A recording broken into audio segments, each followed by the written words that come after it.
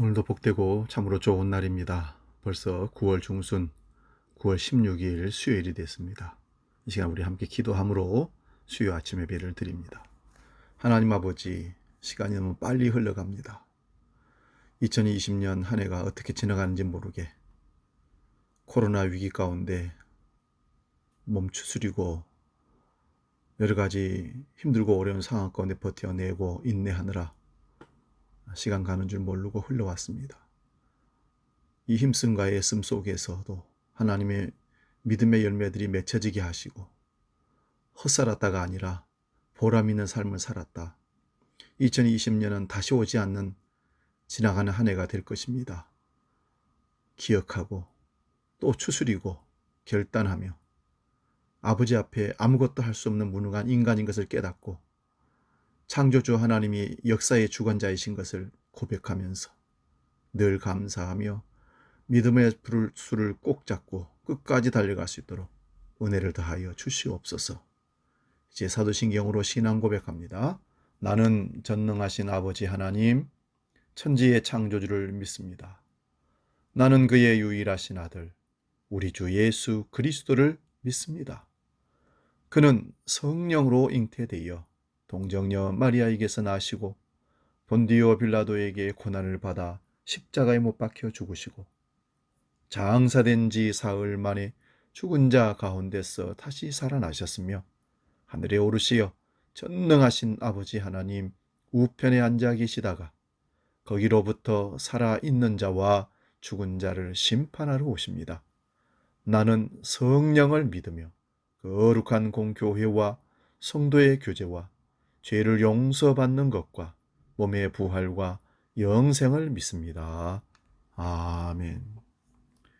오늘 아침 우리가 함께 볼 말씀은 신약성경 데살로니가 전서 4장 13절에서 18절까지 말씀입니다. 신약성경 332면에 있습니다. 이 말씀 봉독할 때에 살아계신 주님의 음성을 듣기 바랍니다. 데살로니가 전서 4장 13절에서 18절 봉독합니다. 형제들아, 자는 자들에 관하여는 너희가 알지 못함을 우리가 원하지 아니하노니 이는 소망 없는 다른 이와 같이 슬퍼하지 않게 하려 함이라. 우리가 예수께서 죽으셨다가 다시 살아나심을 믿을진대 이와 같이 예수 안에서 자는 자들도 하나님이 그와 함께 데리고 오시리라. 우리가 주의 말씀으로 너희에게 이것을 말하노니 주께서 강림하실 때까지 우리 살아남아 있는 자도 자는 자보다 결코 앞서지 못하리라. 주께서 호령과 천사장의 소리와 하나님의 나팔 소리로 친히 하늘로부터 강림하시리니 그리스도 안에서 죽은 자들이 먼저 일어나고 그 후에 우리 살아남은 자들도 그들과 함께 구름 속으로 끌어올려 공중에서 주를 영접하게 하시리니 그리하여 우리가 항상 주와 함께 있으리라. 그러므로 이러한 말로 서로 위로하라. 아멘. 봉독한 말씀 가지고 재림을 소망하며 위로하라. 재림을 소망하며 위로하라 라는 말씀으로 말씀의 은혜를 함께 나누기를 원합니다. 우리가 읽는 성경 여러 곳에서는 죽음을 잠으로 표현합니다. 잠잔다. 마태복음 27장 52절에도 무덤이 열리며 자던 성도들의 몸이 많이 일어나다 그렇게 얘기합니다. 나사로의 죽음과 부활 사건에도 예수님은 나사로가 잠들었다 하시고 그를 깨우러 간다 하셨습니다. 스데반 집사가 순교할 때도 주여 이 죄를 저들에게 돌리지 마옵소서 이 말을 하고 자니라 이렇게 표현합니다. 스데반 집사의 죽음은 잔다고 합니다. 오늘 말씀에서도 죽음을 자는 것으로 표현하고 있습니다. 13절 말씀 봅니다. 형제들아, 자는 자들에 관하여는, 여기서 자는 자들은 죽은 자들을 가리키는 것 우리 잘 아시죠? 그런데 이 죽은 자들은 어떤 사람들일까요? 14절에 보면 예수 안에서 자는 자들이라고 합니다. 예수 안에서 자는 자들. 16절도 보면 그리스도 안에서 죽은 자들 이렇게 달리 표현하기도 합니다. 더욱 정확히 말하면 예수님을 믿고 난 후 예수님의 재림 전에 죽은 자들을 그리스도 안에서 죽은 자들, 예수 안에서 자는 자들, 이렇게 말합니다. 데살로니가 교회는 예수님의 재림을 학수고대하며 기다리는 교회였습니다. 여러분은 재림을 얼마나 기다리십니까? 재림에 대해 점점 더 무감각해지는 이 시대에 재림에 대한 기대와 소망을 가진 우리 주한 성도들이 되시기 바랍니다. 아침 예배로 함께하는 우리 모든 권속들 되시기 바랍니다. 그런데 재림을 애타게 기다리는 데살로니가 교회의 성도들에게 한 가지 의문점과 그로 인해서 염려와 슬픔이 생겼습니다. 복음을 듣고 예수님을 영접하고 믿었던 성도들 중에 죽음을 맞이한 사람들은 어떻게 되는가? 예수님의 재림을 학수고대하고 있는데 그만 재림을 보지 못하고 죽은 사람들은 어떻게 되는가라는 의문점이 생긴 겁니다. 왜 이런 의문점이 생기게 된 거냐면 예수님이 승천에 올라가시기 전에 너희 중에 인자가 다시 오는 것을 보는 자들이 있을 것이다 하셨기 때문에 살아있을 때 우리 생명이 수완이 다하기 전에 예수님이 오신다고 생각했는데 기다리다 보니 예수님이 오시지 않고 이미 죽어버리니까 사람들이 걱정하고 염려했던 것입니다. 그래서 의문점이 생긴 겁니다. 재림을 기다리다가 재림을 보지 못하고 죽어버린 사람들은 어떻게 되는가? 그리고 그들은 스스로 이런 결론을 내렸습니다. 예수께서 재림하기 전에 죽은 자들은 혹시 천국에 들어가지 못하는 것이 아닌가? 두 번째는 살아서 재림의 주를 영접하는 것이 죽어서 재림하시는 예수님을 영접하는 것보다 더 영광스럽고 또는 죽어서 재림을 맞이하는 자들이 불이익을 당할 수도 있다. 그래서 15절을 한번 보시면 우리가 주의 말씀으로 너희에게 이것을 말하노니 주께서 강림하실 때까지 우리 살아남아 있는 자도 자는 자보다 결코 앞서지 못하리라. 예수님께서 재림하실 때 살아있는 자와 먼저 죽은 자들의 순서에 대해서 언급합니다.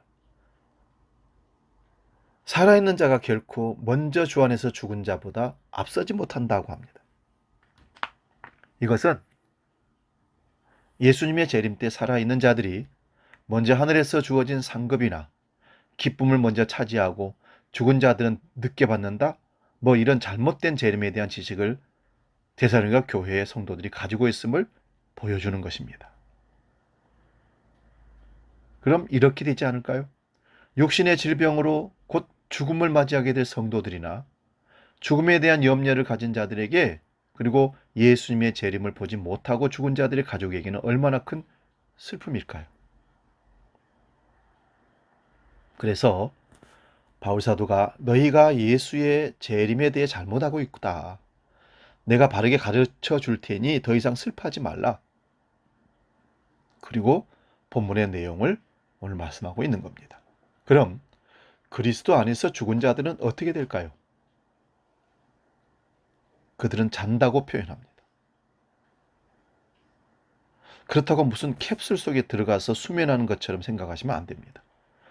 부자와 나사로의 얘기를 잘 살펴봐도 영혼이 깨어 있음을 알 수 있습니다. 그래서 여기서 죽음을 잔다고 표현하는 것은 죽음 이후에 얻을 하나님 앞에서의 안식을 말합니다. 그리고 죽은 자들이 학수고대하고 있는 것이 있습니다. 그것은 예수님의 재림입니다. 예수님께서 재림하실 때 하나님이 예수님과 함께 데리고 오실 겁니다. 누구를요? 주 안에서 먼저 자는 자들을요. 이 말씀을 어디서 확인할 수 있느냐? 14절입니다. 우리가 예수께서 죽으셨다가 다시 살아나심을 믿을진데 이와 같이 예수 안에서 자는 자들도, 이게 예수님 살아계실 때 맞이하지 못하고 이미 죽어버린 예수 믿고 돌아가신 분들, 그들은 하나님이 그와 함께 데리고 오신다 그랬습니다. 깨워서 데리고 오신다는 겁니다. 예수님께서 재림하실 때 재림 전에 죽은 성도들을 데리고 오실 거라 분명히 약속합니다. 그리고 16절입니다. 그리스도 안에서 죽은 자들이 먼저 일어나고, 여기서 그리스도 안에서 죽은 자들은 일어난다는 표현은 죽은 후에 영혼과 분리되어 땅속에 묻혔던 성도들의 육체가 예수님과 함께 오는 영혼과 다시 만난다는 그런 말입니다. 그러면 이렇게 그림 정리해 봅니다. 주 안에서 죽은 자들이 예수님이 땅에 재림해 오실 때 그 영혼들을 데리고 이 땅에 오십니다. 그리고는 죽은 육신의 시신들이 일어나게 해서 신령한 몸으로 최종적으로 온전한 몸이 되어서 주님 앞에 서는 겁니다. 그러면 지금 이대로의 모습 중에는 장애인도 있고 불만족한 외모로 고민하고 정말 이렇게 부활하고서도 이런 모난 모습, 모자란 모습, 장애의 모습, 부족한 모습으로 다시 육체를 입는다는 건가? 천국에서도 그러면 그런 불편함을 갖고 사람들의 눈을 의식하고 살아야 되는가? 아닙니다. 주님 다시 오시는 그날에는 완전한 육체를 입고 조금도 부족함이 없는 완벽한 신령한 몸으로 장애인이나 육체적인 열등감을 갖고 있는 외모의 부족한 부분 이런 게 없이 완벽한 날로 완벽한 변화로 주님 앞에 서게 될 것입니다. 마태복음 17장에 보면 변화산에 올라간 제자들이 변화된 예수님의 영광스러운 모습을 보고 뭐라고 하셨습니까? 주여, 여기 있는 것이 좋사오니 내려가지 맙시다. 여기 초막 셋을 짓고 화려한 궁전도 필요 없습니다. 수십 평 집도 필요 없습니다. 여기 조금만 초막이라도 괜찮으니까 초막 셋을 지어서 하나는 엘리야, 하나는 모세, 하나는 주님을 위해서 짓고 자기들에게는 초막도 필요 없습니다. 그냥 여기 있으면 좋겠습니다. 했던 겁니다. 얼마나 만족하고 얼마나 좋았으면 더 이상 완벽함을 기대할 수 없고 그 자체로 너무 좋아서 환상적이었다는 것입니다. 이 땅에서 예수님의 변화된 모습만 봐도 이렇게 했는데 예수님의 재림을 보면 어떻게 될까요? 얼마나 좋을까요? 그 무엇으로도 비교할 수 없을 것입니다. 그 순간을 세상에서 내게 일어난 그 어떤 순간으로 바꿀 수가 있겠습니까? 그러니 사랑하는 여러분, 주님의 재림을 소망하십시오. 주님의 호령과 천사장의 소리와 하나님의 나팔 소리가 울리며 예수님께 이 땅에 재림하실 때 이렇게 놀라운 일이 벌어집니다. 그 모습을 고린도전서 15장 51절에서 52절에도 이렇게 말해줍니다. 보라, 내가 너에게 비밀을 말하노니 우리가 다 잠잘 것이 아니요 마지막 나팔의 순식간에 호련이 다 변화하리니 나팔 소리가 나매 죽은 자들이 썩지 아니할 것으로 다시 살고 우리도 변화하리라. 이 말씀처럼 죽은 자들뿐만 아니라 예수님의 재림 때에 살아있던 성도들도 공중에서 주를 영접하여 썩지 않을 신령한 몸으로 변화됩니다. 다시는 죽음에 속하지 않는 썩지 않는 신령한 몸으로 부활되고 변화되는 때, 바로 예수님의 재림의 때 그렇게 되는 겁니다. 그러니 예수님의 재림을 소망하십시오. 그날을 소망합시다.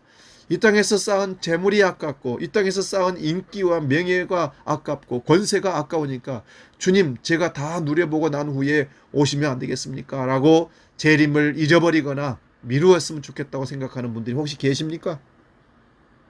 하지만 우리가 이 세상에서 쌓아놓은 그 모든 것을 다 썩어질 것입니다.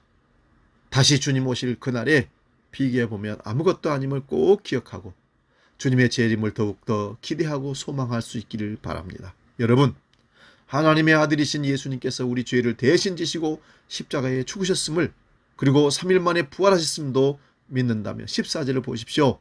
우리가 예수께서 죽으셨다가 다시 살아나심을 믿을진데 예수님의 죽으심과 부활을 믿은 성도들은 예수님의 다시 오심도 믿으며 성도들의 영광스러운 부활도 믿는다고 합니다. 15절을 다시 주목하십시오. 우리가 주의 말씀으로 너에게 이것을 말하노니. 이 말은 참 중요한 말입니다. 왜냐하면 예수님의 재림과 성도의 부활과 영화로운 몸을 입는 것이 사도 바울에게서 나온 것이 아니라 주님의 말씀이었음을 분명히 밝히고 있습니다. 주의 말씀으로 너희에게 이것을 말하노니. 바울의 말이 아니라는 겁니다. 어떤 특별한 신령한 체험하는 사람의 말이 아니라는 겁니다. 주의 말씀으로 선언하고 있습니다. 18절 말씀 봅니다. 그러므로 이러한 말로 서로 위로하라. 재림을 보지 못하고 죽은 자들이 예수님의 재림의 때 영광스러운 부활을 할 것임을 우리는 말씀을 방금 들었습니다. 이 사실을 바탕으로 서로 위로하라는 결론을 맺고 있습니다. 여러분, 한번 생각해 보십시오. 죽음은 모든 사람들에게 가장 두려운 일입니다. 코로나 사태로서 우리가 그걸 확인하고 있지 않습니까? 누구나 죽음을 피하고 싶어 합니다. 하지만 오늘 말씀 속에서 죽음에 대해서 이런 생각을 하게 됩니다. 죽음은 자는 것이다. 죽음은 하나님 앞에서 쉬는 것이다. 또는 살아있는 자나 죽은 자가 모두가 함께 학수고대하고 있는 것이 있다고 했습니다. 바로 예수님의 재림입니다. 죽었다고 모든 것이 사라지는 것이 아닙니다. 자살하는 자들 죽음으로 끝난다? 천만의 말씀이요.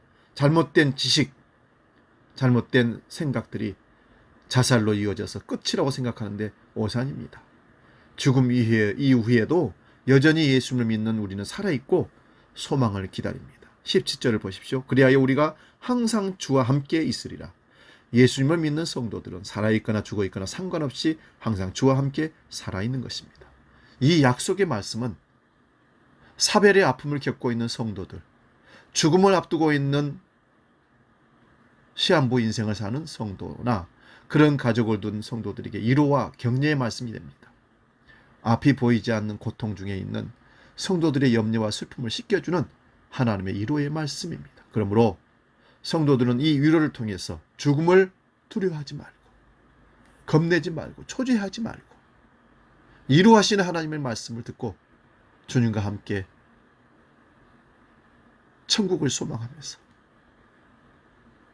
우리 다시 만날 것을, 호련히 다시 부활하여 주님 앞에 설 것을 기대하면서 영광의 부활을 소망에 두고 살 수 있는 삶, 썩지 않은 영화롭고 신령한 몸으로 부활할 것을 믿는 믿음, 그리고 살아있는 자들도 마찬가지로 썩지 않은 영화롭고 신령한 몸으로 변화하여 영원히 완성된 구원에 들어갈 것입니다.